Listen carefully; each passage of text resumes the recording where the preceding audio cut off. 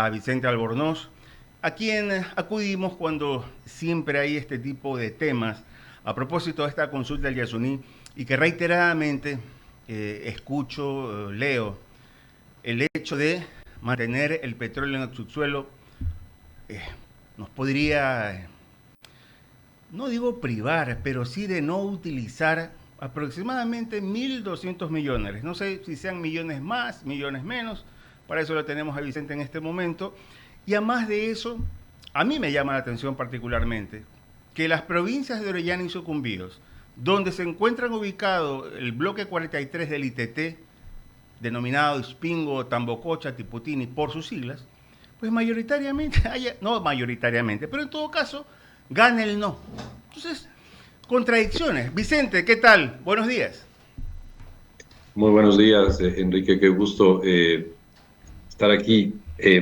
A ver, creo que primero es bueno tener claros los datos. Uh -huh. Lo único concreto y estable en el bloque, en el bloque ITT es la producción de 50.000 barriles diarios. Eso es lo que se produce. A ver, entre 50 y 55.000 barriles diarios. ¿Cuánto vale esa producción?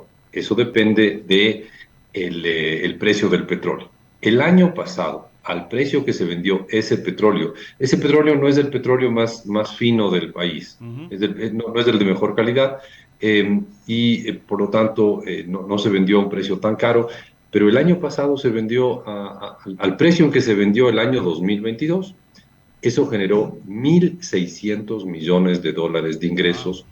de ingresos brutos, Yeah. 1.600 millones de ingresos para el Ecuador, digamos, como país. Uh -huh. Y a mí lo que más me preocupa es eso, el Ecuador como país. Porque entendamos, entran 1.600 millones de exportar durante 365 días al año, un promedio de 51.000 barriles al día, y al Ecuador el año pasado, insisto, le entraron 1.600 millones de dólares. A un precio de, me parece que unos $85 el barril estuvo el año pasado. A futuro, la economía ecuatoriana se va a quedar sin esos ingresos. La economía ecuatoriana, no digo el gobierno, la economía ecuatoriana, la totalidad del Ecuador se va a quedar sin esos ingresos. Entonces tendremos una economía dolarizada con menos dólares. Yo creo que eso es lo más importante de este tema del Yasuní. Nos quedamos con menos Uh -huh. dólares. Ahora, de esos 1.600 millones, una parte se va a pagar los costos de producción, obvio, pero en gran parte eso se queda en el Ecuador. Y eso es importantísimo. Es dinero que entra a la economía ecuatoriana. Así No es. necesariamente va a la cuenta del gobierno, pero entra a la economía ecuatoriana. Una parte será para los ingenieros en minas y en petróleos, otra parte será para el que provee de la torre de perforación. Yo qué sé, hay un montón de costos, muchos de esos de Petroecuador. Estará hasta el señor que, y ahí voy un poco a la segunda parte de su pregunta, ¿no? Uh -huh. El señor que tiene la lanchita con el motor fuera de borda que Exacto. transporta a los técnicos de Petroecuador, ¿ya? Todo está ahí y al gobierno le llegan unos 300 millones de dólares al año. Pero, pero aquí hay que entender que esto no es un tema solo del gobierno, es un tema de la economía Uh -huh. ecuatoriana que recibe 1.600 millones que en el futuro va a dejar de recibir. Y de eso, ¿cuánto queda en cada uno de los agentes? Bueno, una parte se va, por cierto, a preasignaciones. Por ejemplo, los gobiernos seccionales, los municipios, las prefecturas, reciben una parte del dinero. Las universidades públicas reciben una parte del dinero de los ingresos petroleros. Y al final al gobierno le quedan algo, así como unos 300 millones de dólares. Le quedaron el año pasado unos 300 millones de dólares. Entonces, no hay como simplificar las cosas tanto y decir, no, no, es que como solo son 300 millones para el gobierno, no es tan grave. A ver, primero, 300 millones para el gobierno es un montón de dinero. Y segundo, no solo son 300 para el gobierno, son 1.600 para el Ecuador, país dolarizado que necesita dólares para funcionar. Entonces, no me quedo muy contento con la gente que dice, no, no, no es tanto dinero. 1.600 millones de dólares es más plata de la que vamos a ver usted No, y por yo Dios. y la mitad de sus oyentes juntos, pues es una cantidad enorme de plata que no va a entrar al Ecuador. Y bueno, no va a entrar y punto. Ahora, ¿por qué las provincias de Orellana, Sucumbíos, votan a favor de extraer el petróleo? Uh -huh. Supongo que porque se dan cuenta más claramente de que nosotros que les va a golpear negativamente el dejar de explotar el petróleo. Así de sencillo. Se dan cuenta con más facilidad que el habitante de Guayaquil o de Quito o de Cuenca que el petróleo es clave para la vida de la gente en la Amazonía. Y seguro que ahí está el señor que maneja la lanchita con el motor fuera de borda y transporta a los técnicos de Petroecuador a los campos y un montón de gente más. Entonces ellos se dan cuenta que a ellos les va a afectar. Ellos están más cerca de la economía petrolera, en lo bueno y en lo malo, obviamente también en la contaminación y en otras cosas, pero también en la generación de empleo, y se dan cuenta que esos empleos van a esfumarse de aquí a un año, que es que hay que cerrar los campos, ¿no? 7:45, estamos dialogando con Vicente Albornoz, analista económico. Vicente, nosotros tuvimos aquí en la cabina a un dirigente de la etnia Huaorani y él nos dijo en castellano que ellos estaban de acuerdo con lo que se venía haciendo en su zona, porque eso les había llevado incluso tecnología. Y no miento, nuestra audiencia es testigo y nuestros oyentes también. Porque aquí describimos, el caballero tenía en sus manos un aparato de estos. Ahí tenía en la cámara. Un móvil.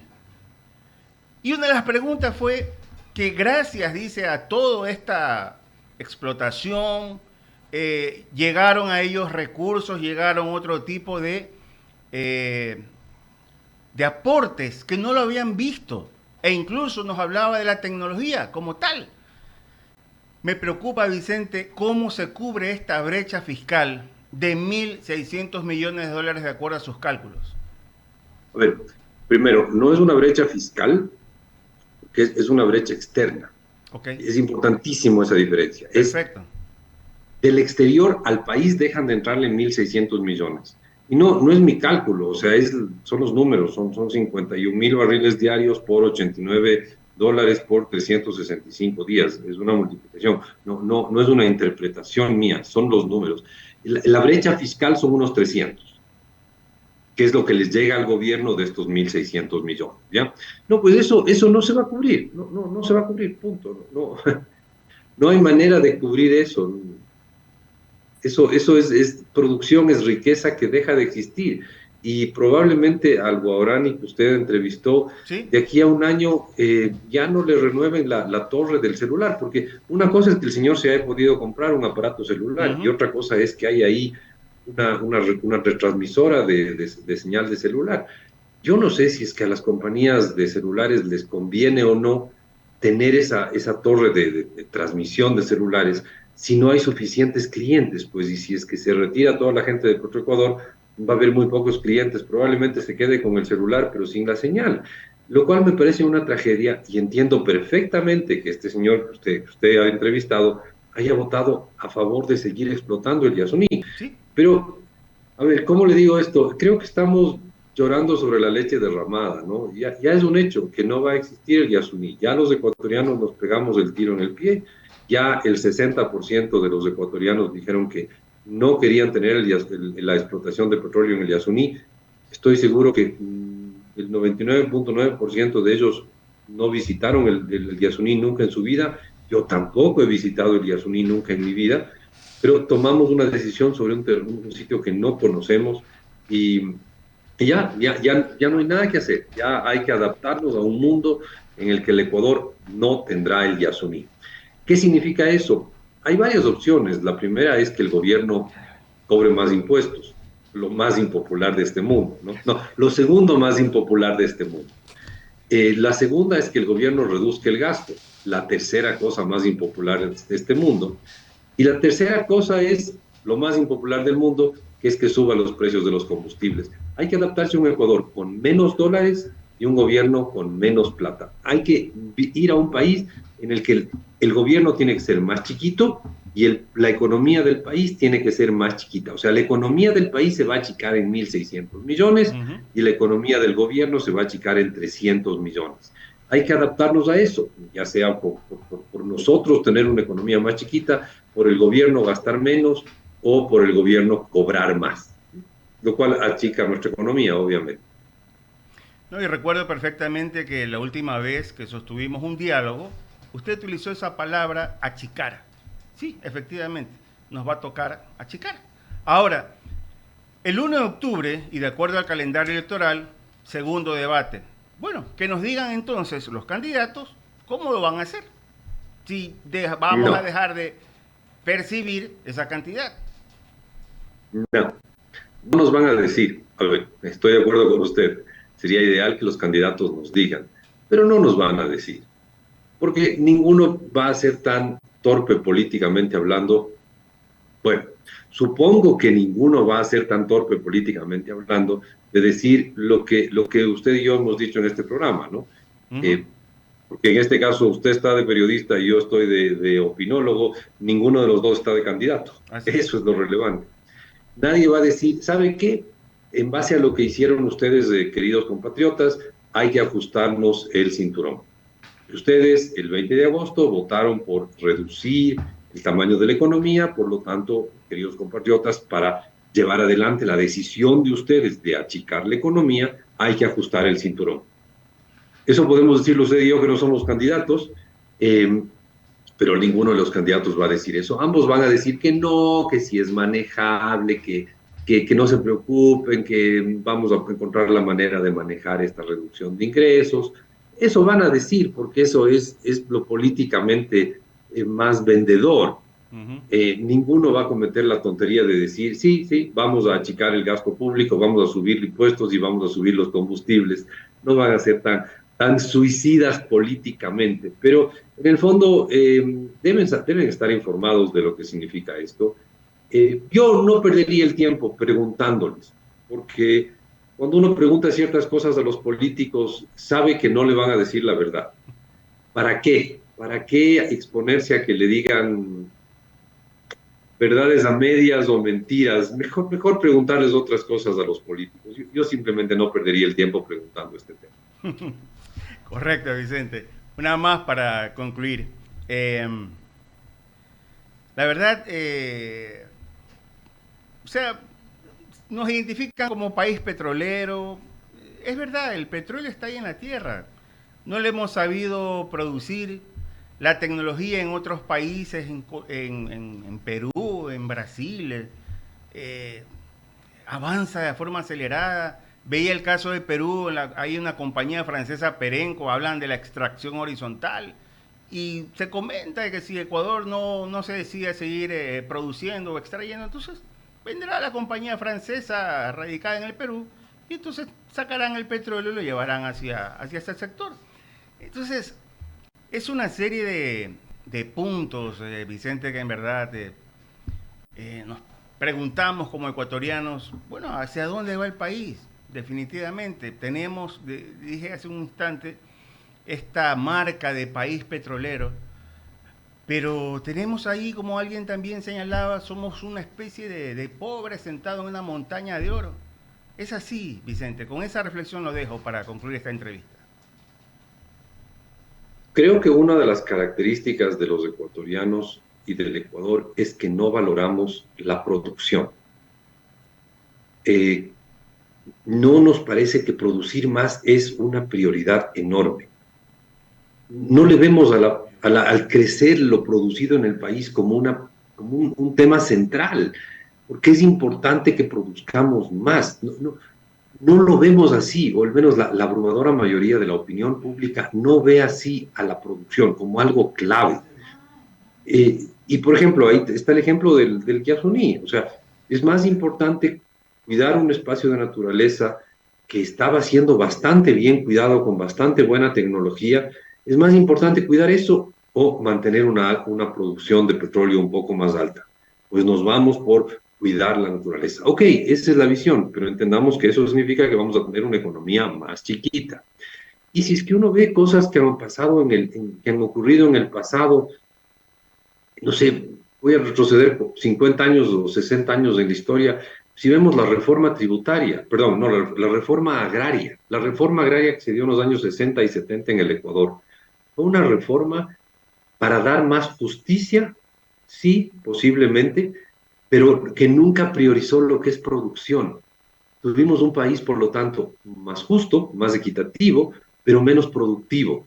Y así uno puede encontrar en los últimos 60 años decenas de decisiones que la gente aplaude y que son decisiones que van en contra de producir más, que van en contra de generar más riqueza.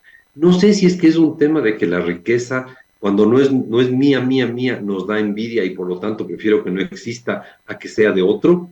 Puede ser una dosis de envidia, puede ser una dosis de romanticismo y de decir, no, no, es que yo prefiero los pajaritos, prefiero esto o aquello. Ok, es una visión un poco romántica, poética de la vida. O si es que usted se mueve 60 años atrás en la famosa reforma agraria, tal vez la gente decía, no, yo prefiero que la tierra sea para el que la trabaja y no para el más productivo.